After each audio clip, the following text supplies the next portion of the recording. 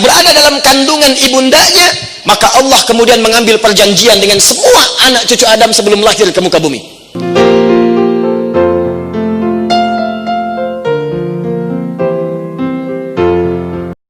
Perhatikan baik-baik. Wa idz akhadha rabbuka min bani Adam.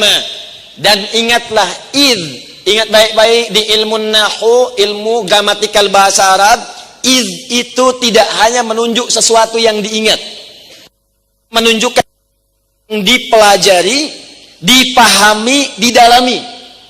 Jadi kalau Allah mengatakan wa'id, itu artinya dan ingatlah, pelajarilah, pahamilah, dalamilah. Akhadha rabbuka min bani Adam. Ketika Allah subhanahu wa ta'ala menetapkan, mengambil perjanjian dari semua anak cucu Adam sebelum terlahir ke muka bumi. Awas, hati-hati. Min zuhurihim dzurriyyatahum, sejak berada dalam kandungan ibundanya, maka Allah kemudian mengambil perjanjian dengan semua anak cucu Adam sebelum lahir ke muka bumi. Ini disebutkan dalam hadis, nanti isyaratnya ya. Anda paling mudah dapatkan di An-Nawawi, hadis Al-Arba'in Imam An-Nawawi ya rahimahullah, hadis nomor yang keempat ya, dari Abdullah bin Mas'ud radhiyallahu taala anhu. Dalam usia kandungan 4 bulan, saat ruh itu ditiupkan, maka terjadilah kemudian perjanjian ini. Kalau kita bacakan hadisnya ya, an Abi Abdurrahmani Abdullah bin Mas'ud radhiyallahu taala anhu. Ya, hadis diriwayatkan oleh sahabat Abdullah bin Mas'ud, semoga Allah meridai kepada beliau. Qala Rasulullah sallallahu alaihi wasallam wa huwa shadiqul masduq. Beliau menyampaikan, Nabi pernah mengatakan, menyampaikan berita, sedangkan beliau orang yang benar dan dibenarkan oleh orang lain. Ingat rumusnya ya, Nabi itu orang yang selalu benar dan dibenarkan oleh orang lain.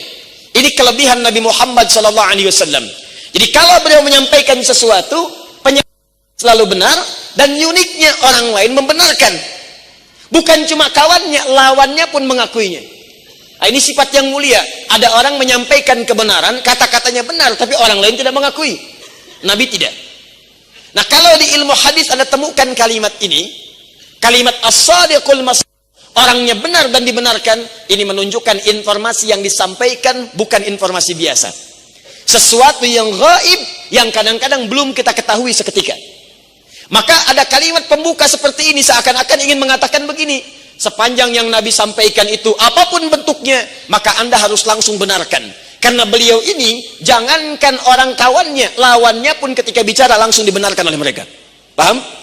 Jadi kalau Abu Lahab dan Abu yang lainnya itu membenarkan kalimat Nabi, maka kita yang beriman otomatis harus lebih daripada mereka.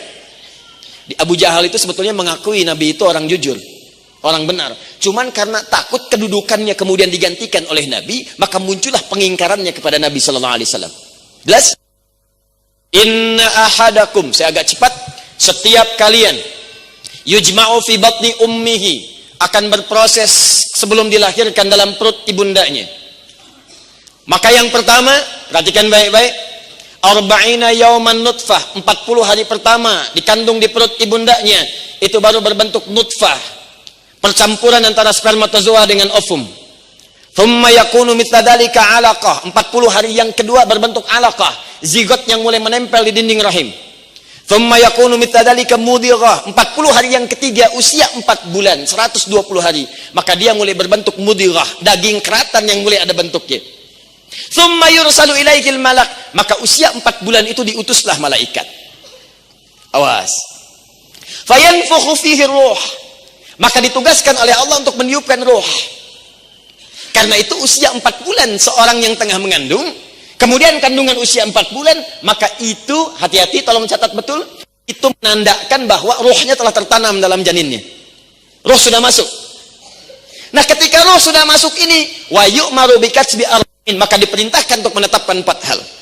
1, rizkinya. 2, ajalnya, batas hidupnya. Ketiga, asaidun huwa am syaqiyun. 3, bahagia ia, atau 4, sengsara ia kemudian karena takdir yang ia kerjakan selama di bumi. Yang paling menarik, begitu ruh ditiupkan itulah kemudian Allah mengambil perjanjian dengan setiap hamba. Apa perjanjiannya? Ini yang paling kita soroti. Oh, siap. Yuk kita teruskan. Oh. Bayi aja paham, betul. Berarti kita mesti lebih paham. Ya, siap? Alastu bi rabbikum. Awas. Kata Allah, min bani Adam. Ingat, kalau ada kalimat bani Adam, ini nomor kelima penyebutan manusia yang disebutkan dalam Quran. Satu bashar disebutkan 35 kali menunjuk nafsu. Dua insan disebutkan 65 kali dalam Al-Quran menunjuk aktivitas kita. Jadi kalau antum disebut dengan nama insan, ini menunjukkan aktivitas apa yang harus kita kerjakan selama hidup di bumi. Kalau baca Quran bertemu itu, lihat antum harus kerjakan apa dari bangun tidur sampai tidur lagi. Yang ketiga ada yang disebut dengan ins, disandingkan dengan jin, 18 kali pasangannya disebutkan dalam Al-Quran untuk menunjuk sifat kelembutan dan sifat kehadirannya di bumi. Yang keempat ada disebut dengan nas, an-nas, disebutkan kurang lebih 241 kali dalam Al-Quran untuk menunjuk sifat sosial yang manusia itu mustahil bisa hidup sendirian. Yang kelima disebut dengan Bani Adam. Bani Adam 7 kali disebutkan dalam Al-Quran untuk menunjuk asal keturunan kita bersumber dari Adam alaihissalam. Jadi kalau disebutkan Bani Adam, itu artinya semua manusia dari sejak Adam turun ke bumi melahirkan keturunan sampai keturunan terakhir di bumi. Artinya apa? Semua yang namanya manusia, anak cucu Adam sampai kehidupan berakhir akan mengalami proses ini. Apa proses yang dimaksudkan? Alastu bi rabbikum. Kata Allah, saya akan mengambil perjanjian dengan kalian pada saat ini. Apakah kalian siap menjadikan saya sebagai Rabb kalian? Tahan. Allah punya berapa nama? Allah punya berapa nama? Disebut dengan apa? Tahu dari mana? Tahu dari wallahu a'lam. Quran surah ke-17 ayat 110, paling kanan sebelah atas.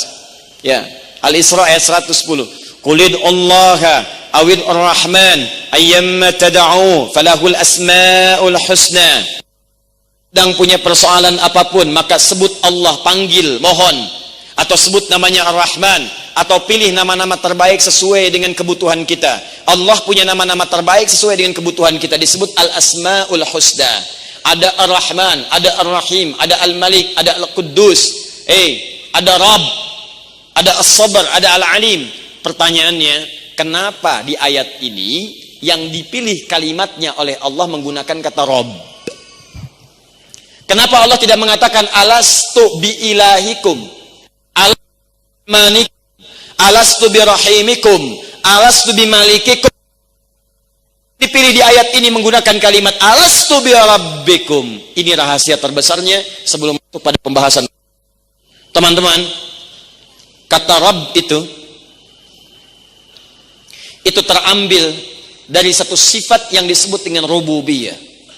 Rabba, ya Rabbu, tarbiyatan wa rububiyatan.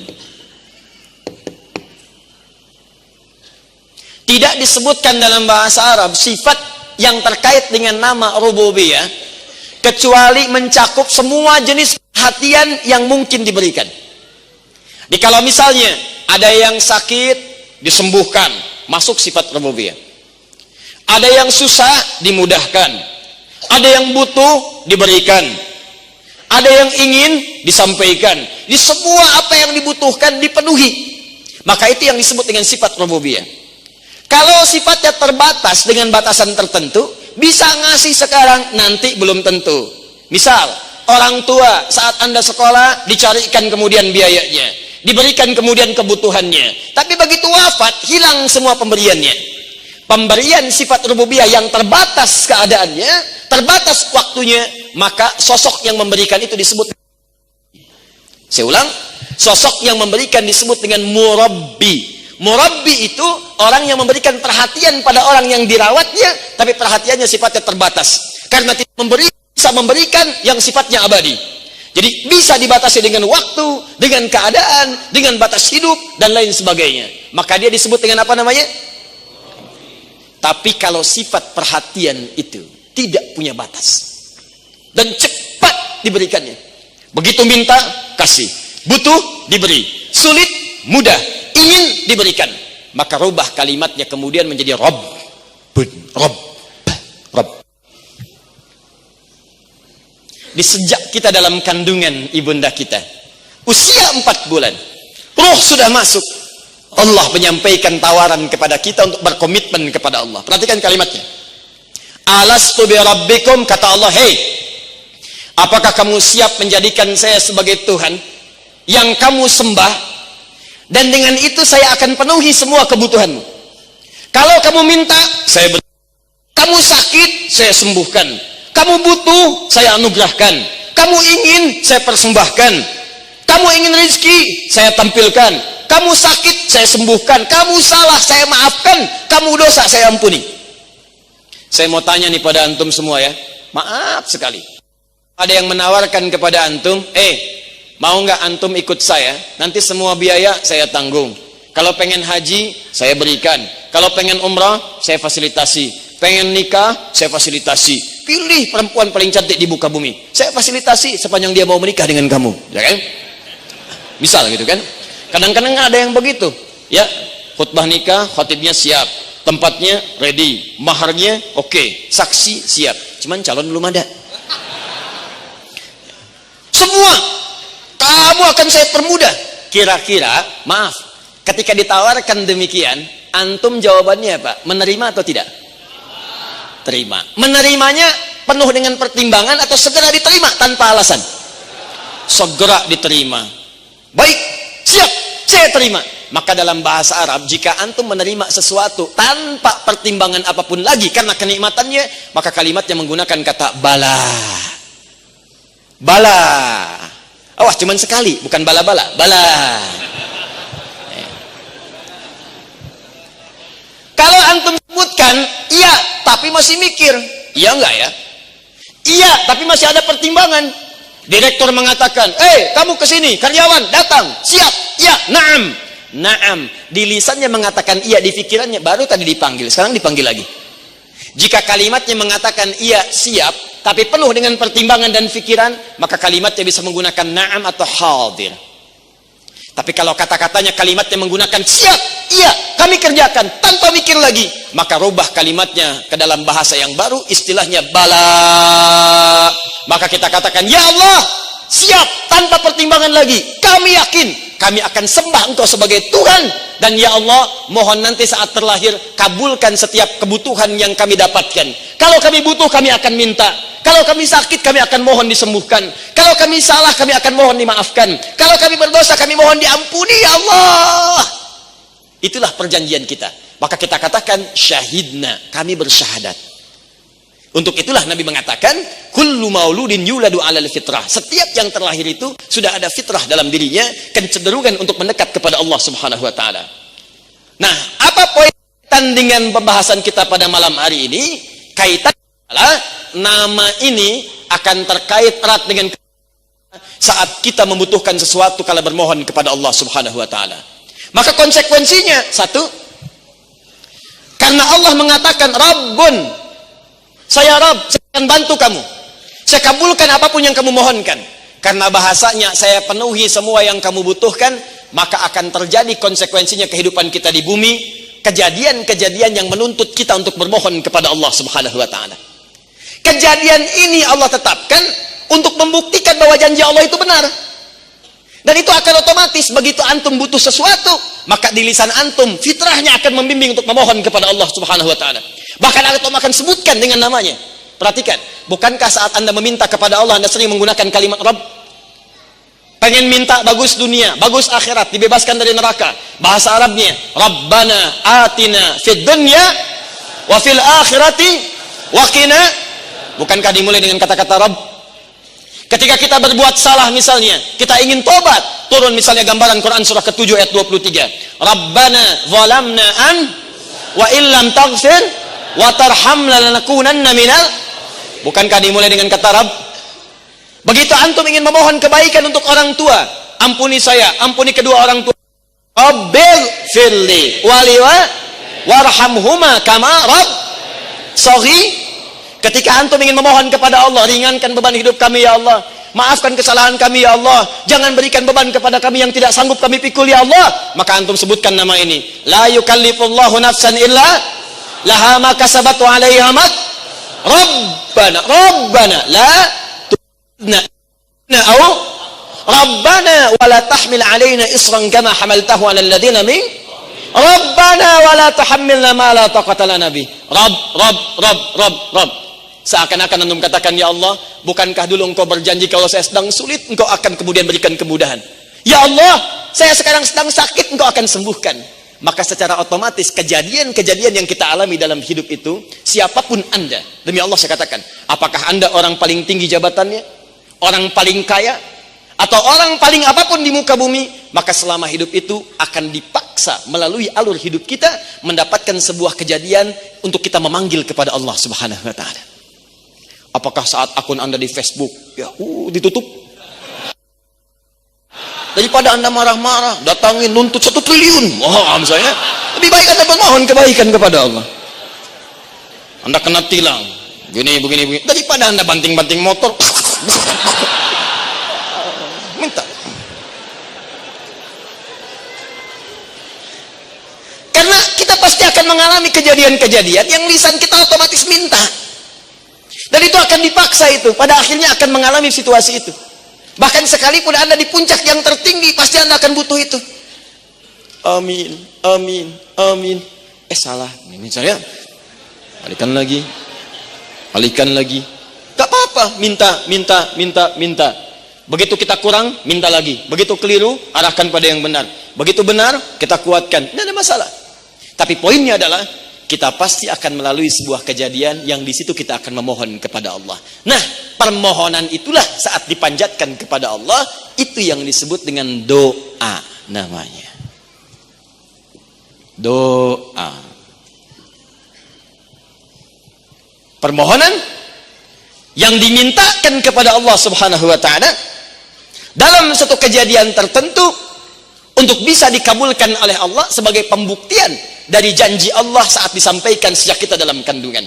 Jadi doa ini dibuat oleh Allah bukan sekadar ingin mengabulkan permintaan kita, tapi untuk menepati janji Allah. Saya berjanji sama kamu untuk membuktikan janji itu, maka kita menghadapi kehidupan dengan hidup itulah kemudian Allah buktikan janjinya. Nih, saat kamu dalam kandungan, saya berjanji kepadamu akan memudahkan hidupmu. Sekarang kamu punya masalah, saya buktikan janji saya. Sekarang saya tuntut dari itu semua, bagaimana dengan janjimu untuk menuhankan saya? Makanya ketika ada orang yang kemudian ditepati janjinya oleh Allah di bumi, tapi dia tidak menepati janjinya kepada Allah untuk menyembahnya, maka dia akan punya persoalan dengan Allah saat dia meninggalkan bumi ini. Paham sampai sini? Kalau sudah paham, sekarang kita masuk kepada inti bahasannya. Bagaimana cara kita berdoa itu? Ada berapa jenisnya? Seperti apa caranya? Dan bagaimana konsekuensinya? Inilah inti bahasan kita pada malam hari ini. Mudah-mudahan sisa waktunya cukup untuk menguraikan itu semua, insya Allah. Baik, jadi tadi baru mukaddimah, sekarang kita baru mulai intinya. Ya. Sampai jam berapa kita insya Allah? Siap? Ya, siap. Jam 9 saya selesai. Antum silahkan.